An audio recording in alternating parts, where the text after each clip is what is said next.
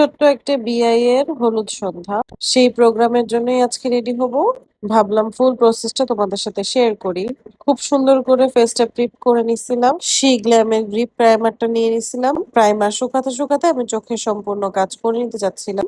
I ম্যাজিকের concealer fair শেডটা নিয়ে আমি সুন্দর করে চোখে দিয়ে নিছিলাম। দেন হলুদ আর পেস্ট কালার মিলায় একটা চোখে আইশ্যাডো করে নিলাম, লিডে অ্যাপ্লাই করে নিলাম। আর চোখের মাঝখানে একটা গ্লিটার ইউজ করছিলাম এভারলি বিউটি। ফাউন্ডেশন শেড হচ্ছে এভারলি বিউটি ন্যাচারাল শেডটা। শি গ্ল্যামের লিকুইড ব্লাশ আর কন্ট্রোল দিয়ে সুন্দর করে ফেসটা কন্ট্রোল আর ব্লাশ করে নিলাম। এয়ার স্পুনের পাউডারটা দিয়ে খুব সুন্দরভাবে ফেসটা সেট করে নিলাম।